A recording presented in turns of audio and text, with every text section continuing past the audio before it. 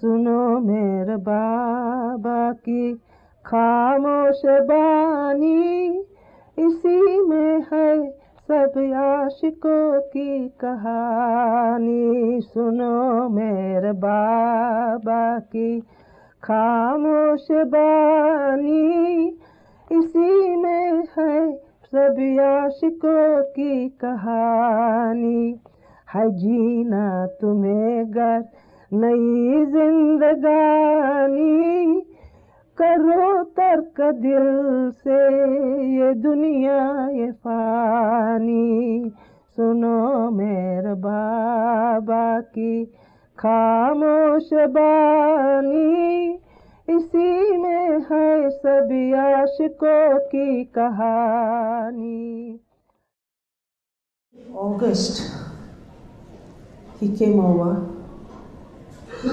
and he said, I have to make a very special announcement and you're all to be prepared for the bombshell. So when I come next, I will tell you. We were all so excited. What is this bombshell Baba's going to throw at us? What is it? Couldn't imagine. All discussing among ourselves. What is it going to be? Is Baba going to do this? Baba going to do that? Anyway, the big day arrives. Baba rings the bell. The bell is rung. Baba wants everybody, so we all collect in that east room. We all sit down. Baba's sitting there. And he says, listen carefully to what I have to say today. And it is very serious, and it's no joke, so listen to what I have to say. We are all, what's Baba going to tell us? He said, I have decided to wind up everything. I have decided to go out with very few of my women disciples and the men mandali to go out in the new life, as I call it. It's a new life, and I'm going to start my new life from the 16th October. And I want you all, want you all to be free. I'm going to wind up the ashram. I'm going to sell off everything here. But and wherever, are you all prepared to do as I ask you to? Because I will send someone to Pune, somebody to Bangalore, somebody to Mysore, somebody here, and I'll ask somebody to get married, I'll ask somebody to do this. So are you all prepared to do that? Yes, Baba. So Baba says, but it's not going to be easy. You have to obey me 100% and believe me 100% when I tell you that you will not see me, you will not hear from me, nor from my companions. You will not correspond with me, and you will do as I tell you exactly. And if you're all willing, whoever says yes, put your hands up. But I don't want it half-hearted. I want 100% that you're all willing to do this for me. And we all look, Baba, hearts sink. Baba's going to wind up. Where will we go? What will we do? Baba said, now, even if I send you all out, don't think that you're away from my protection, from under my wings. You're always under my wings. You're always under my protection. You're mine, and I will always protect you. So you're not to worry in that. So wherever I send you, go happily. Do what I ask you to do, and do that happily. And it will make me happy. Are you all ready? Put your hands up. Those all who say yes and are ready to obey me, put your hands up. All hands go up. There was no other choice where to go. Baba says, you're free to go home. I'm not stopping anyone. Go to your own homes, do what you like, get married, go there, do what you like. I have no concern. I don't bind you. And this is one choice, that's another choice. Do what you like. So now Baba will obey you, will go wherever you ask us to. All right. So Baba was very happy that we all agreed, and we very happily said yes to Baba. So then he said, no, it was the next day. He said, now I will decide and tell you next day whom I'm taking with me, whom from the women Mandali I will select to take with me on my new life, and I will tell you tomorrow. So next day we're all excited. Who's Baba going to take? We all knew, of course, that who Baba would take, but we're waiting to hear from Baba. We knew, of course, none of us are going to be there. Because Baba told them that in my new life, there were very strict conditions. They had to be happy, they had to do this, they had to be with Baba, there was never to be a frown, there was never to be tears, there was a lot of hardship, they would walk so much, so many miles, because it was a walking tour, and they could be without food, they had to beg for their food, and they would have to live under all conditions, rain, sun or shine, or whatever it is. They will be out in the open skies, no homes to live in or something. Well, then next day he announces he's taking Mera, Mani, Dr. Gohar and Mary with him as his 4 companions in the new life. Then he looks at Ranu and Kitty, Naja and myself. He says, you 4 will go to, and Kaushid and her mother Masi. You 6 will go to Bombay. I want you to stay in Bombay. And I never liked Bombay. And I thought, oh, Bombay, oh Baba. And I said to myself, so Baba looks and says, you know, I like Bombay.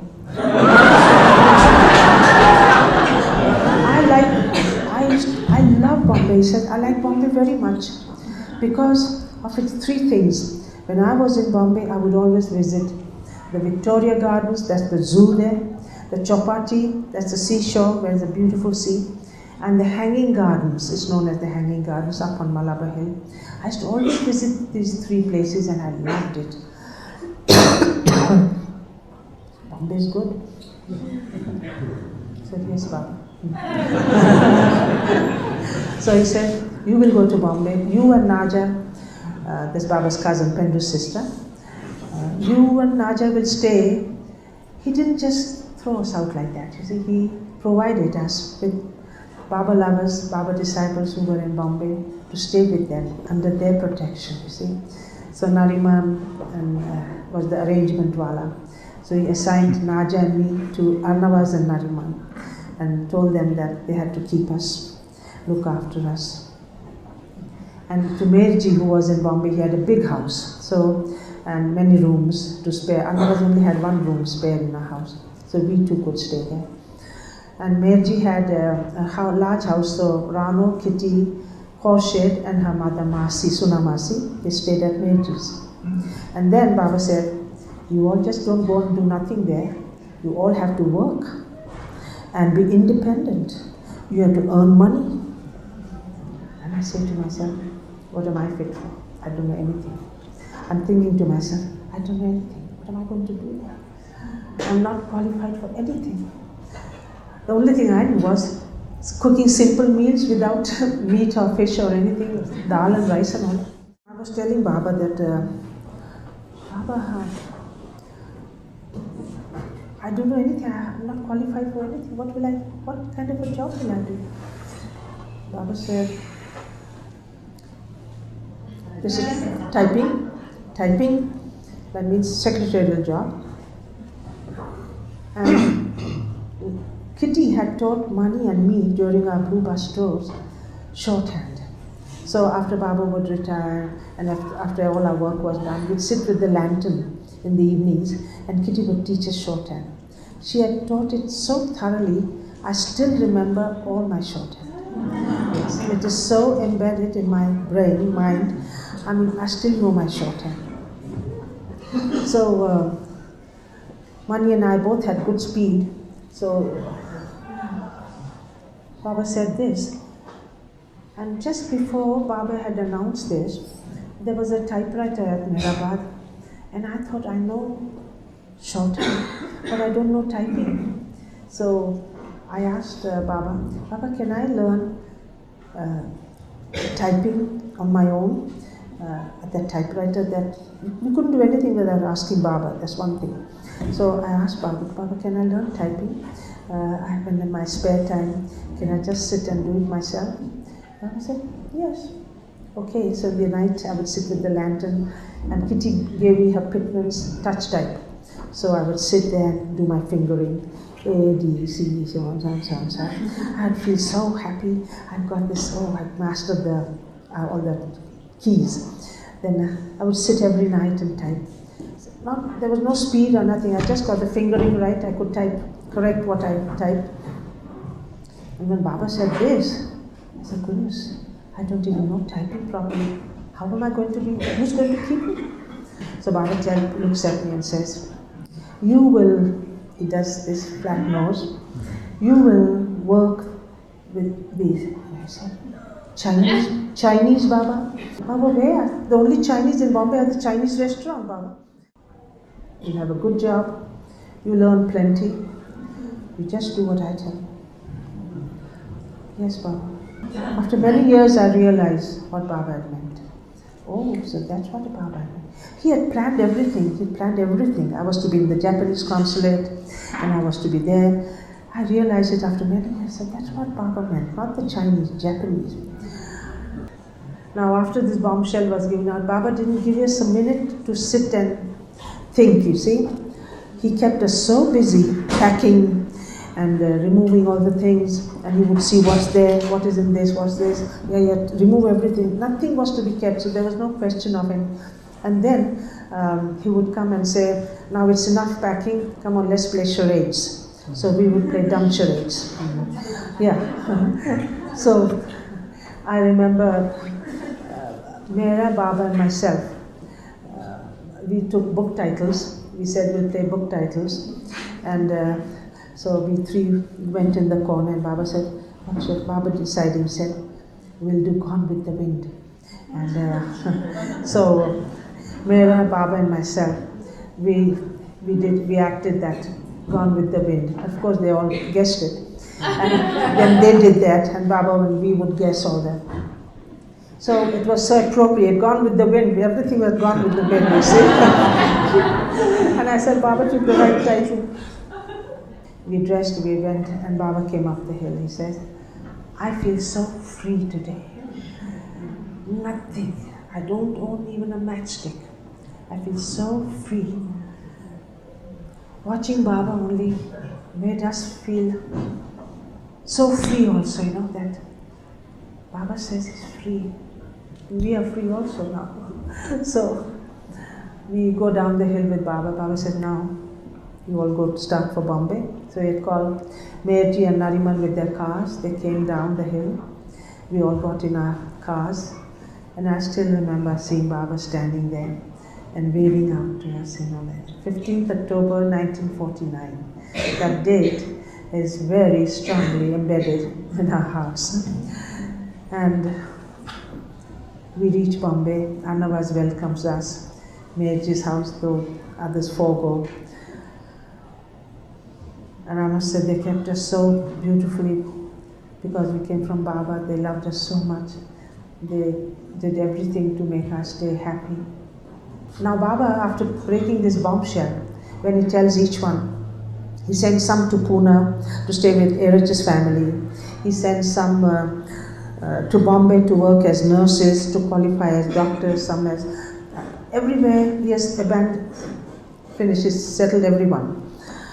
And now we've been given a list of orders, very strict orders, how to be in Bombay, how to live in Bombay, and yet obey all Baba's orders. Can you imagine? We'd never have been out in the city like that. We never handled money. We never knew what it was to be independent because we never thought for ourselves. Baba did all the thinking. Baba provided everything. Baba made everything easy for us. And now we are to be out in the world on our own. It was till I got to Bombay. I didn't realize, I thought it was all a dream. What is it? till I got down. I said, is this true? We are really here? We are really in Bombay, away from Meherabad, from Baba? Couldn't believe it. So when I went to Bombay, Baba gave me a typewriter also. He said, you take this with you and practice. So it was Nani's typewriter, Rama's mother's. So I took that with me to Bombay. And early morning I would get up and practice, typing. Kitty would come over and give me shorthand, to keep my speed steady. And she said, well, that's nice. And I used to type all day just to get my speed and a little, because I hadn't learned it, I hadn't typed it. And Baba told me that, you're not to worry. You will get a job. They will find a job for you. He said, I'll tell Nariman Meherji to find a good job for you. I said, okay. That's Baba's, why should I worry when Baba wants to? Let him find it. I go to Bombay. You have heard of Jal Kherawala? Yes, he was the magistrate in the early days in our tour. 1938, we stopped at his house in Jabalpur for the first time in winter. 1938 December. And we had stayed at his house. He was a magistrate. Then later on he became an important government official. And he was in Bombay at that time, appointed by the central government of India, to probe into some matters where there was a lot of corruption going on and misconstrue of all the cash and everything. So he had to find out where and who did it. And that was a very confidential job. He wanted a very confidential and a private secretary for himself. He told Nariman and Meherji, I want a secretary who can be very confidential, because nobody must come into my room, nobody must touch my papers, I want her there. I want somebody very confident. Do you know of anyone? He said, we have Katie. She's come. Baba's Katie is here. Oh, has she worked before or something like that? I don't know what he said, but I was called for the interview. So I was not interviewed by him, but by the secretary of the firm. Yeah, and I was appointed on a salary of 150 rupees per month. Yeah, per month, huh? Not per week. So, now Bombay is completely new to me. I don't know the bus routes, I don't know anything. So, Nariman takes me first day to the office. He introduces me to Mr. Kherawala. This is Katie from Baba's ashram. She will work for you. She knows shorthand, she knows typing. He was very stern, and he didn't realize that I'd come straight from the ashram. I'd never seen an office in my life. I never knew what a file was. I never knew what a carbon paper was. I never did anything. I'd never been in an office. I'd come straight to Baba. I'd never seen any of these things. So I have to sit in his room. There's nobody to teach me anything. And he gives me a file and he says, I want you to copy this whole file out for me. And files after remarks and this, and it can be so messy. I had to strain and read all that, And I would be so frustrated. And in the lunch hour, they would all go home, but I had to sit in that office and type all the time. And I would say to Baba, Baba, where have you brought me? What have you done, Baba? And now you help me, I don't know anything, I said. And I would really sit and cry. I said, Baba, what have you done? Where have you brought me? And I would struggle through. I didn't know where to go and ask any guidelines or something. He would say, bring me that file. I didn't know where the files were kept. Where is the filing? Do this, do that. How? What?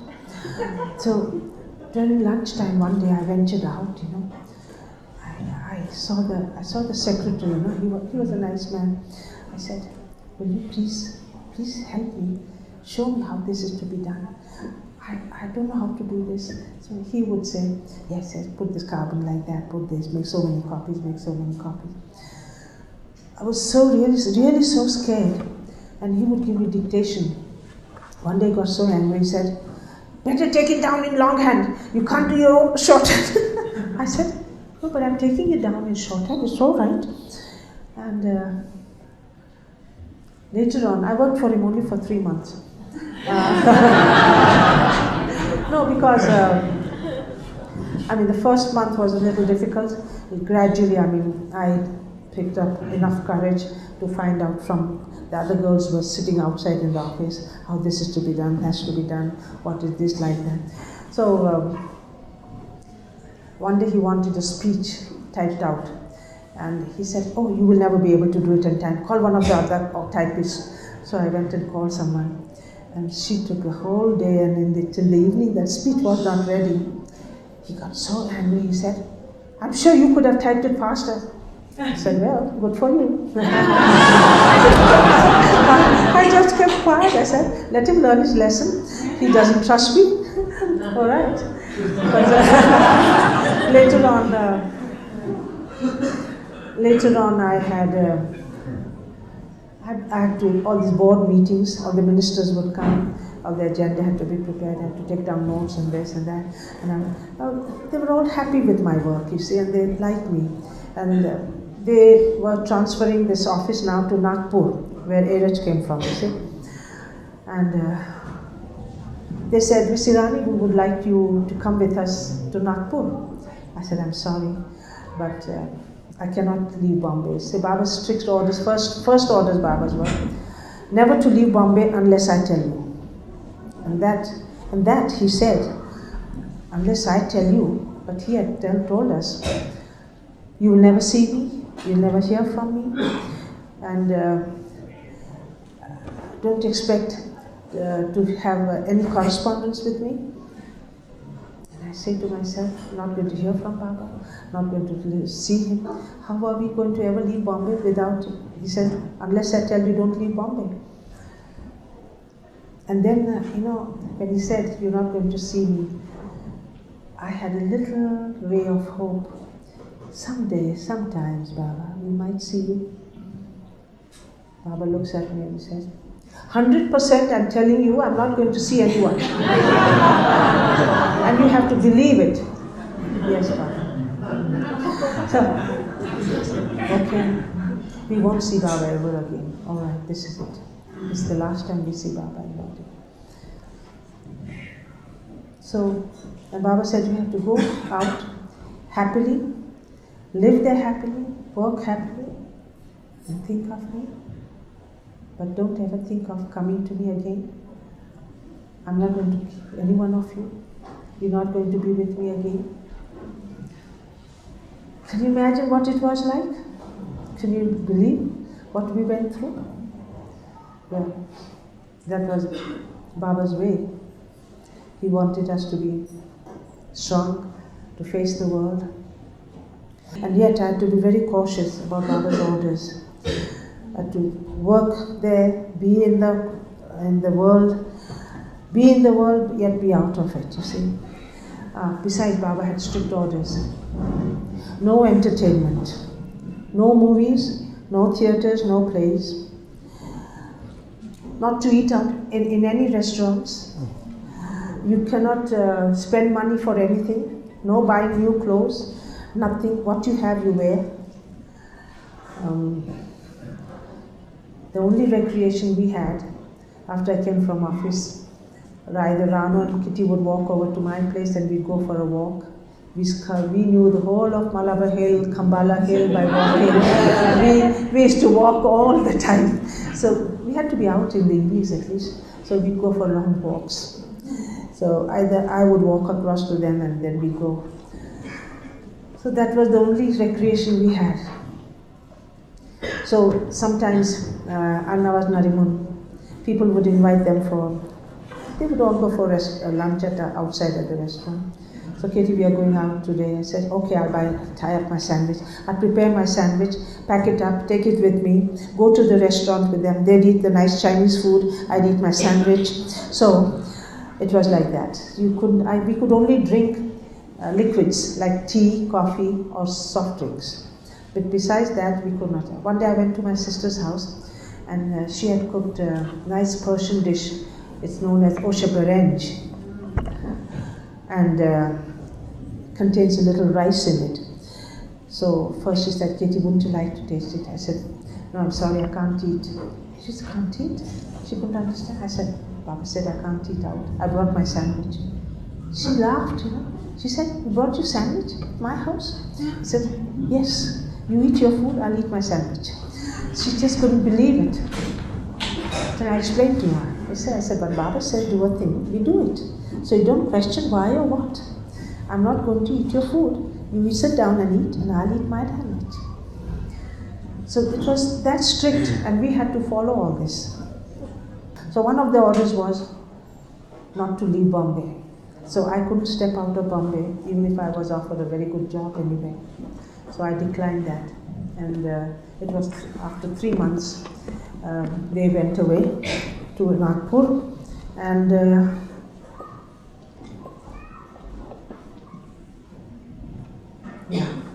now I'm without a job. And Baba said, "We must work. I can't stay idle at home."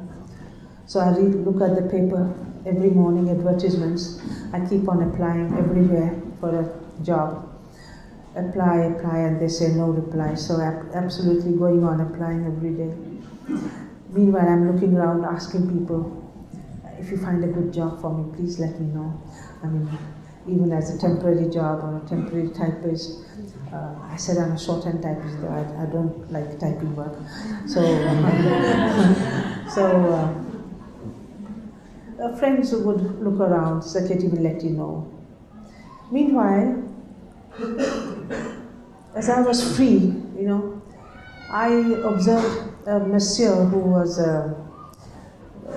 massaging all these people. So I got very interested. I always liked massage work. And I used to observe, because I couldn't study. As Baba had strict orders, I couldn't touch men. So it was very difficult to learn anything or study anything without, touching the body. So I used to practice on Annavas and all these other people and say, "How do you feel?" And I got a job as a masseur. A very fat, plump lady from Pakistan. She used to sweat me out. I worked on her for 1 hour.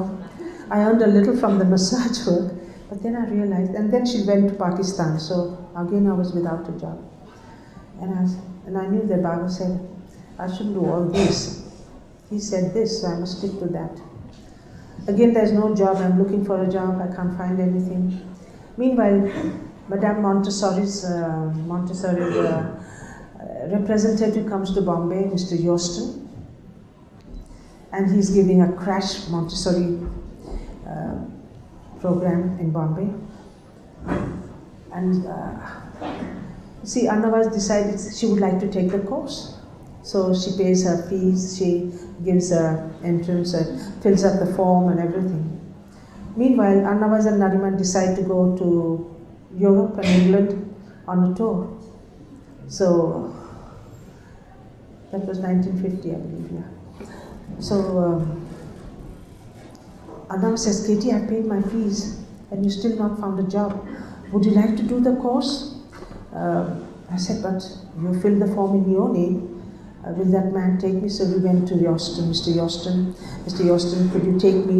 My cousin is leaving for Europe and she's already paid the fees and the form is filled. I can fill another form." He said, yes, you can come. So I took my Montessori course. I got my diploma in it. And I thought, well, if nothing, we can open a small schools for the children and give Montessori lessons. Nargish took the course, Dr. Kambata, Aluk took the course, and I did. So we three took the course together. And it was such a crash program, my dear. We studied night and day. There was no sleep, there was no rest. It was maddening, I tell you. So while I was doing the course, where we attended the college, I had desk mate who was half Japanese and half Parsi. Her father was a Parsi married to a Japanese lady. And she looked very cute, half Japanese, half Parsi, but she spoke Gujarati, our language, and she was very sweet. So she'd see me take down my notes in shorthand, see me type out my notes, all this psychology and all these notes on different items.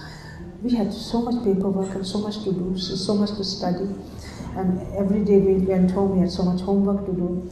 So she'd see my files so neat, all typed out, all the notes I would take down. And she used to observe me.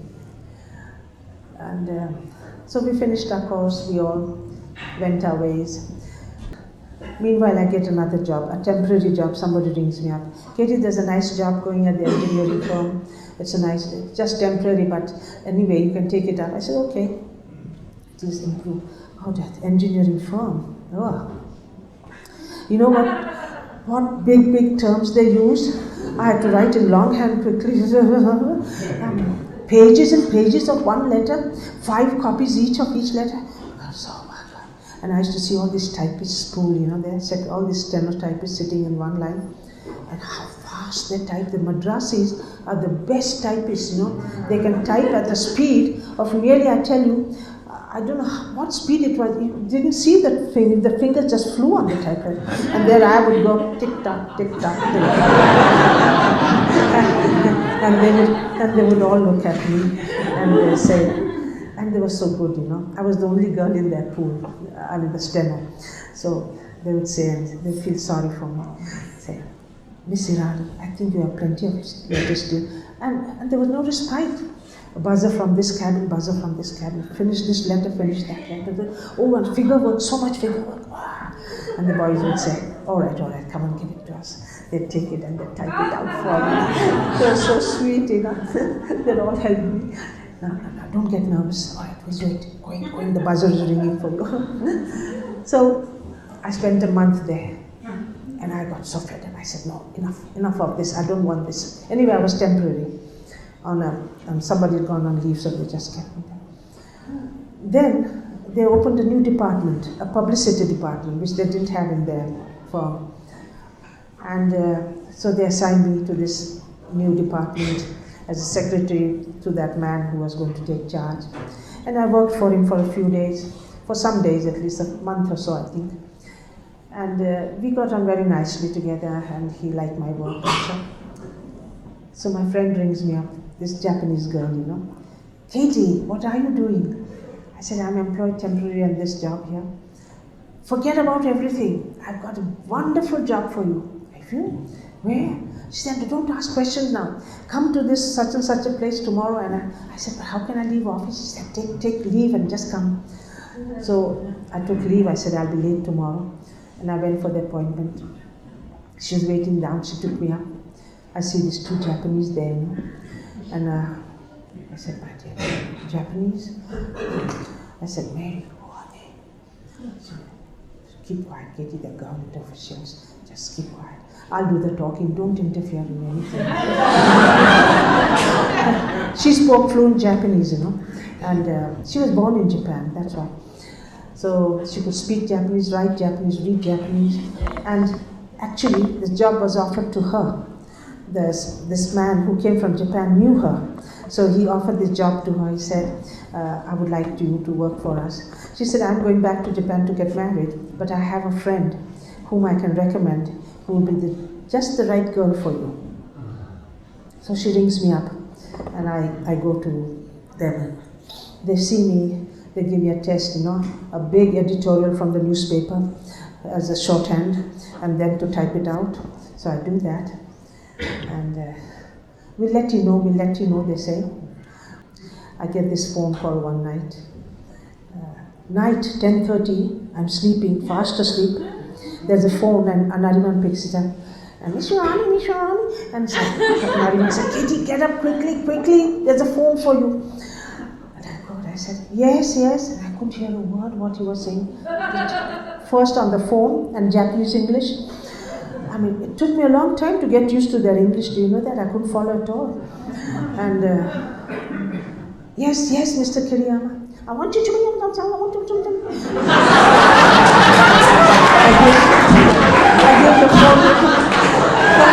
I give the phone to Nariman. I said, Nariman, I can't follow it all. Please listen what she's saying. And Nariman said, yes. So she will come. So he gave to call me at the office. So when I go there, he said, you're appointed. So you'll start work immediately. I said, sir, but I'm already working there. Can't I give them notice at least? I said, give it some time. I must tell them I'm not working for them. So at last again, I came and joined them. And he tells me, my first boss, he says, I don't know. I interviewed 27 girls before you, but I don't know why I appointed you.